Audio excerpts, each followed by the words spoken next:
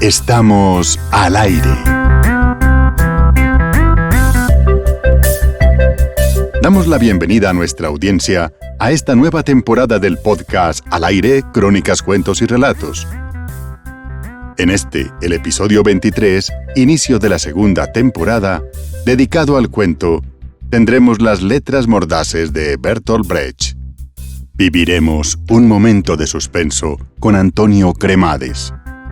Y para rematar, F. Hellman nos llevará de visita por el terror.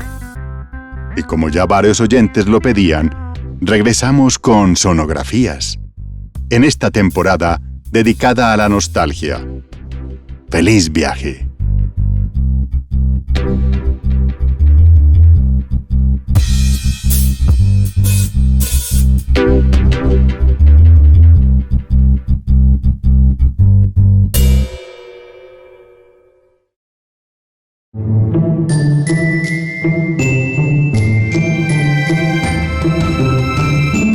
Cuentos.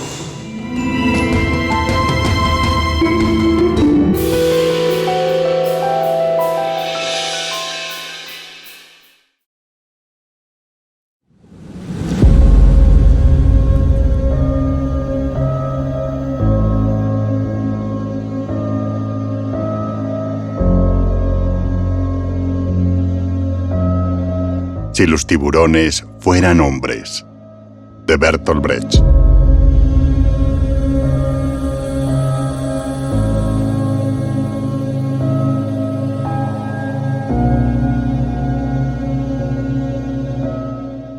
Si los tiburones fueran hombres, preguntó al señor K la hija pequeña de su patrona, ¿se portarían mejor con los pececitos? Claro que sí, respondió el señor K. Si los tiburones fueran hombres, harían construir en el mar cajas enormes para los pececitos, con toda clase de alimentos en su interior, tanto plantas como materias animales. Se preocuparían de que las cajas tuvieran siempre agua fresca y adoptarían todo tipo de medidas sanitarias. Si, por ejemplo, un pececito se lastimase una aleta, enseguida se la vendarían, de modo que el pececito no se les muriera prematuramente a los tiburones. Para que los pececitos no se pusieran tristes, habría de cuando en cuando grandes fiestas acuáticas, pues los pececitos alegres tienen mejor sabor que los tristes. También habría escuelas en el interior de las cajas. En esas escuelas se enseñaría a los pececitos a entrar en las fauces de los tiburones. Estos necesitarían tener nociones de geografía para mejor localizar a los grandes tiburones que andan por ahí holgazaneando. Lo principal sería, naturalmente, la formación moral de los pececitos. Se les enseñaría que no hay nada más grande ni más hermoso para un pececito que sacrificarse con alegría. También se les enseñaría a tener fe en los tiburones y a creerles cuando les dijesen que ellos ya se ocupan de forjarles un hermoso porvenir. Se les daría a entender que ese porvenir que se les auguraba solo estaría asegurado si aprendían a obedecer. Los pececillos deberían guardarse bien de las bajas pasiones, así como de cualquier inclinación materialista, egoísta o marxista. Si algún pececillo mostrase semejantes tendencias, sus compañeros deberían comunicarlo inmediatamente a los tiburones. Si los tiburones fueran hombres, se harían naturalmente la guerra entre sí para conquistar cajas y pececillos ajenos. Además, cada tiburón obligaría a sus propios pececillos a combatir en esas guerras. Cada tiburón enseñaría a sus pececillos que entre ellos y los pececillos de otros tiburones existe una enorme diferencia. Si bien todos los pececillos son mudos, proclamarían, lo cierto es que callan en idiomas muy distintos y por eso jamás logran entenderse. A cada pececillo que matase en una guerra a un par de pececillos enemigos, de esos que callan en otro idioma, se les concedería una medalla al coraje y se les otorgaría además el título de héroe. Si los tiburones fueran hombres, tendrían también su arte. Habría hermosos cuadros en los que se representarían los dientes de los tiburones en colores maravillosos y sus fauces como puros jardines de recreo en los que da gusto retozar. Los teatros del fondo del mar mostrarían a heroicos pececillos entrando entusiasmados en las fauces de los tiburones, y la música sería tan bella que a sus sones, arrullados por los pensamientos más deliciosos, como en un ensueño, los pececillos se precipitarían en tropel, precedidos por la banda dentro de esas fauces. Habría asimismo una religión, si los tiburones fueran hombres. Esa religión enseñaría que la verdadera vida comienza para los pececillos en el estómago de los tiburones. Además, si los tiburones fueran hombres, los pececillos dejarían de ser todos iguales como lo son ahora. Algunos ocuparían ciertos cargos, lo que los colocaría por encima de los demás. A aquellos pececillos que fueran un poco más grandes, se les permitiría incluso tragarse a los más pequeños. Los tiburones verían esta práctica con agrado, pues les proporcionaría mayores bocados. Los pececillos más gordos, que serían los que ocupasen ciertos puestos, se encargarían de mantener el orden entre los demás pececillos y se harían maestros u oficiales, ingenieros especializados en la construcción de cajas, etc. En una palabra, habría por fin en el mar una cultura, si los tiburones fueran hombres.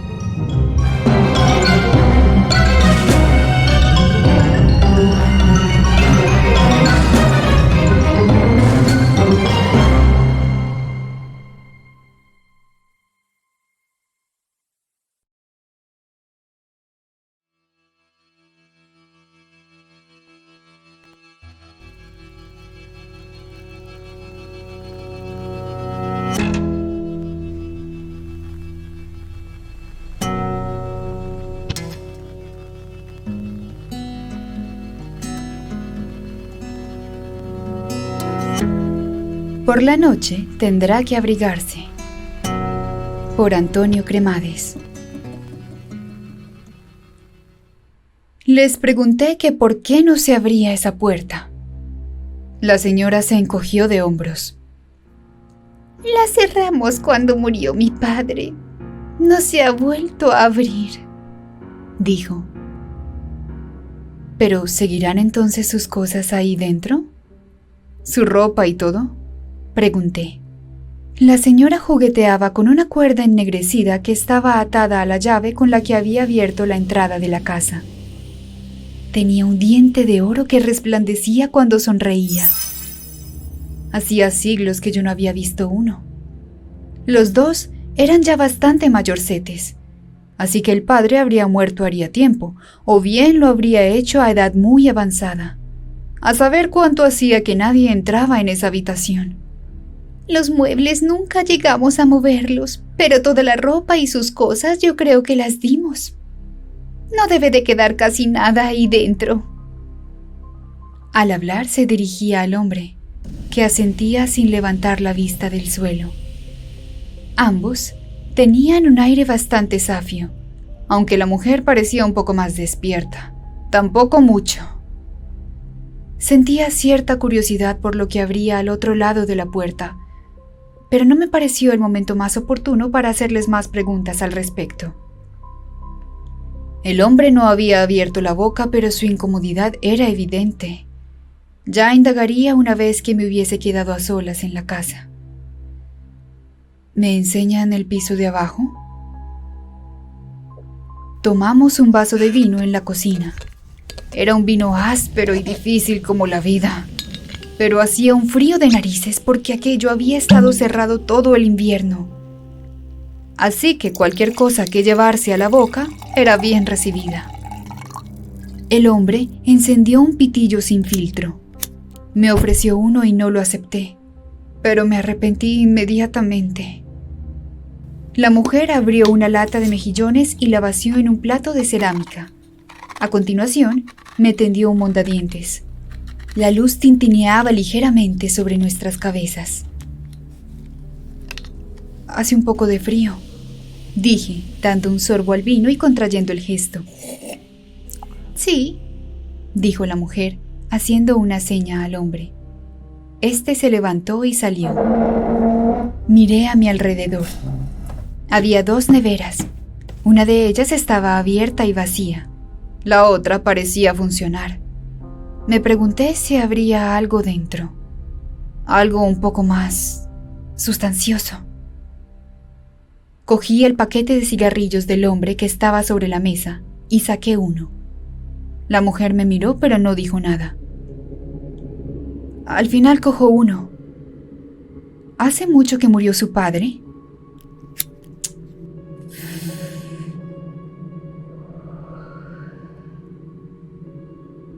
Dije, encendiendo el pitillo. más de 2 años. En otoño hará 3. ¿Y su madre? Dije, sirviéndome otro vaso de vino. Era decididamente horrendo. El hombre entró con una estufa metálica bastante aparatosa. Las ruedas chirriaban y estaban torcidas, por lo que el cacharro era mucho más difícil de mover. La enchufó en una esquina y volvió a sentarse a nuestro lado. Las 2 barras horizontales de la estufa adquirieron un color rojo intenso. Miré a la señora y le repetí la pregunta. Cogió también ella un cigarrillo de la mesa y lo encendió. Esperaba que me respondiera a continuación, pero no lo hizo. Así que nos quedamos ahí los 3 como 3 pasmarotes. En invierno se va la luz a veces, dijo al fin. Hay velas en ese cajón. No tarda en volver. Bueno, algunas veces sí. Toda la casa olía a humedad. Incluso había algo de moho en algunos rincones. Las barandillas y todas las cosas de hierro estaban oxidadas. Me quedé mirando una pequeña campana que había junto a la puerta de la terraza, a la altura de la cabeza. Me apeteció levantarme un momento y salir para ver cómo sonaba, pero no me sentía demasiado cómodo con ellos 2 ahí delante. Estaba oscureciendo. Se estaba levantando viento y las sillas de plástico de fuera se tambalearon ligeramente. Por la noche tendrá que abrigarse. Luego en verano se pone esto hasta arriba de gente. Yo solo vendré el resto del año. El verano lo pasaré en algún lugar tranquilo. La luz que había sobre nuestras cabezas se apagó momentáneamente y volvió. ¿Ve usted?, dijo la señora, mirándola con los ojos achinados. Aunque eso a lo mejor es por la bombilla. El hombre se levantó y sacó otra de un cajón. Apagó el interruptor y se subió a la mesa donde estábamos tomando el vino. Los zapatos ahí delante de nuestras caras. Tenía un poco de barro en las suelas. Barro que se quedó en la mesa una vez que hubo cambiado la bombilla y se hubo bajado. Luego no lo apartó con la mano ni nada. Se quedó ahí para los restos. Fumamos en silencio y bebimos vino con la vista perdida. Parecía que nadie iba a decir nada nunca más. Nos íbamos a quedar ahí hasta el día en que encontrasen los 3 esqueletos. Creo que me la quedo, dije al fin. Posiblemente la reforme un poco. El mar se lo come todo, dijo la señora. Aunque cambie cosas, dentro de un tiempo estará otra vez todo como siempre. El hombre llenó los 3 vasos de nuevo. Bueno, dije, no me importa demasiado. Tampoco quiero un palacio. Mejor entonces, dijo la mujer, sonriendo con cierta amargura. El diente emitió un destello. Seguimos bebiendo los 3 en silencio durante unos minutos más. Me hubiera gustado pedirle un segundo cigarrillo sin filtro al hombre. pero me daba vergüenza. Por la noche tendrá que abrigarse, dijo de pronto la voz de la señora. Me di cuenta de que me había dormido hasta que su voz me había despertado. Luego en verano se pone esto hasta los topes. Sí, dije. Ya me lo había dicho antes. Bostecé. Me costaba mantener los ojos abiertos. Me pesaban los párpados, no sabe usted cómo. Puse las dos manos sobre la mesa e intenté levantarme, pero me caí al suelo. Ambos se pusieron de pie y se me acercaron parsimoniosamente. El hombre llevaba un poco de cuerda en las manos. Sonrió por vez primera. Él no tenía ningún diente de oro.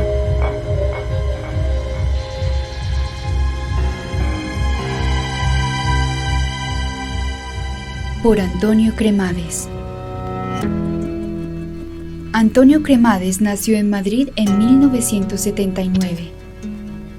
Se licenció en Comunicación Audiovisual en la Universidad Complutense y también estudió Psicología Clínica. Ha ejercido en periodismo en diversas etapas, en prensa escrita y en radio. Pero principalmente se ha desempeñado como actor de doblaje. ¡Eres un necio! Sin la huella del agente Pi no puedo desbloquear el ordenador. Y sin el ordenador no puedo apoderarme del área de los 3 estados. Tiene un recorrido desde el 2005 y ha hecho voces como la de Robb Stark en Juego de Tronos o Game of Thrones. Podéis hacer lo que queráis, Lord Amber. Y cuando acabe con los Lannister, volveré hacia el norte. Os sacaré de vuestra torre y os colgaré por perjuro. Recientemente ha publicado su primera novela, El cadáver que sostengo, de la editorial Ediciones Alféizar. Actualmente se encuentra escribiendo un libro de cuentos varios.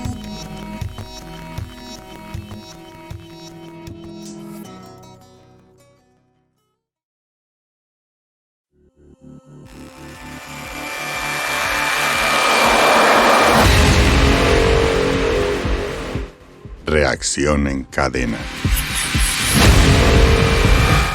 Por F. Hellman.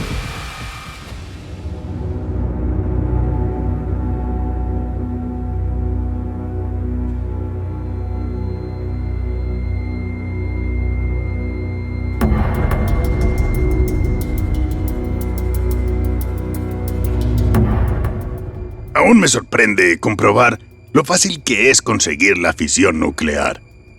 Basta conjuntar suficiente cantidad de uranio o plutonio hasta el nivel de criticidad, y este comenzará a calentarse por sí solo, explicaba el anciano profesor de física cuántica a los neófitos estudiantes de ingeniería nuclear.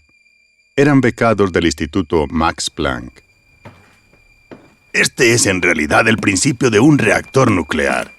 Usted aproxima entre sí vainas o cilindros conteniendo óxido de uranio 235 enriquecido.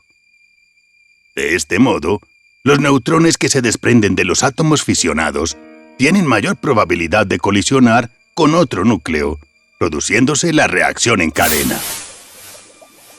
Mientras más material y más próximo entre sí, más fácil.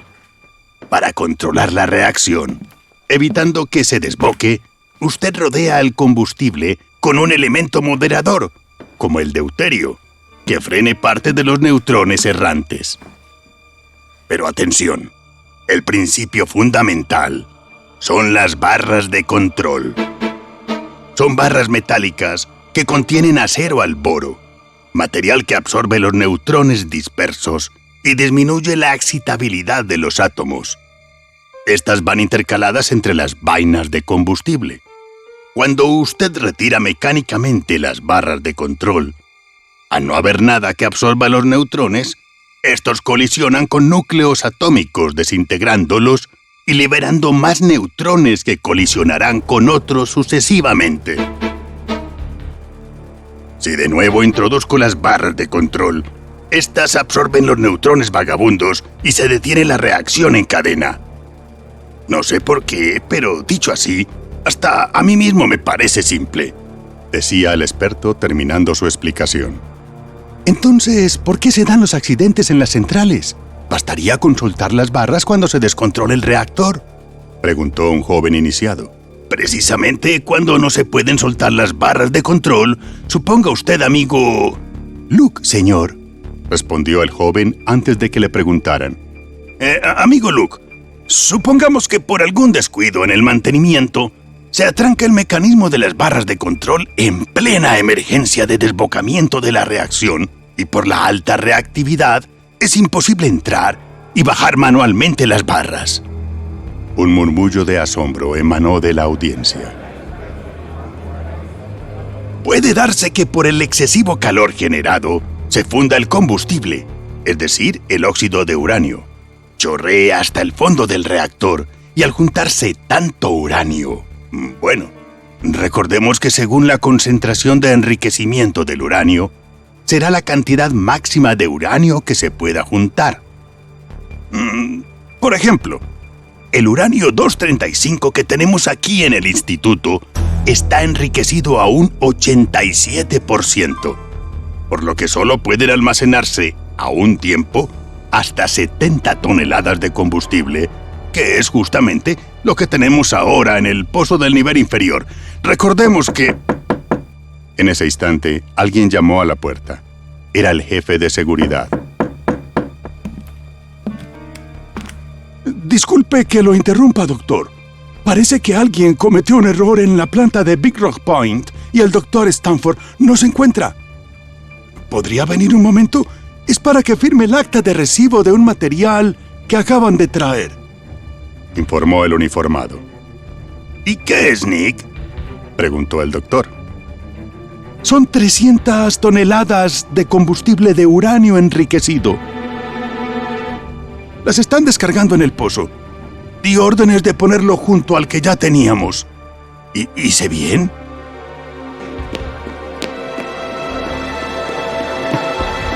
¡Espere! ¿Por qué corre? ¡Doctor! ¿Hay algún problema? ¡Doctor! ¡Doctor! ¡Doctor!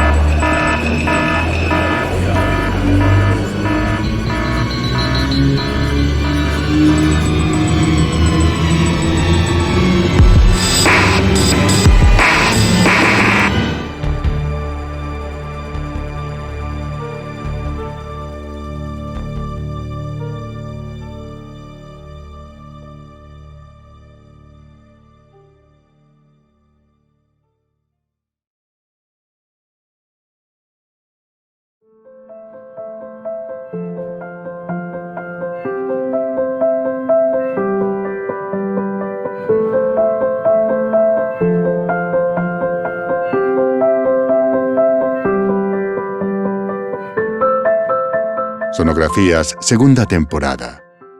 ¿Cuántos momentos vividos han sido marcados por bandas sonoras de la vida real, que al ser escuchadas de nuevo, evocan gratos o terribles recuerdos en nuestra mente, al punto de volver a vivirlo y emocionarnos como ayer? Esa es la idea con esta nueva temporada de Sonografías. Invitamos a toda nuestra audiencia a sugerir estas bandas sonoras, que han hecho de sus vidas algo inolvidable. Asumiremos el reto y trataremos de acertar en el diseño de ese track. Sonografías es un juego y todos podemos participar. ¿Qué emociones te evoca la sonografía de hoy? Dínoslo en nuestro sitio de Facebook o en el chat de iVoox.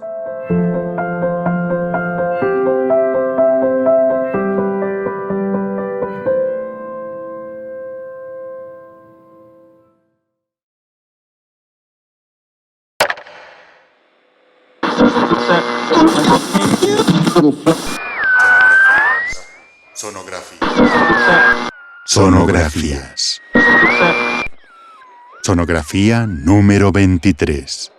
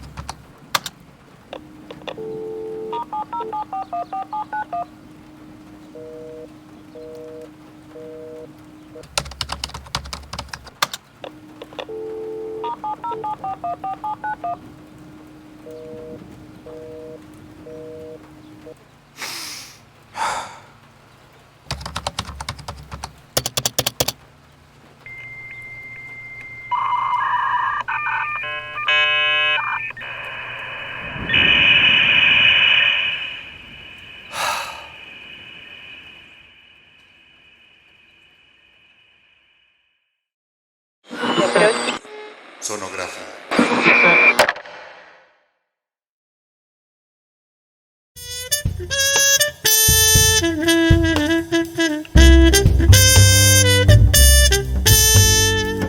Después de esta caricia para nuestra imaginación, nos despedimos no sin antes agradecer a nuestros escuchas que participan activamente sugiriendo obras para ser leídas en este humilde podcast.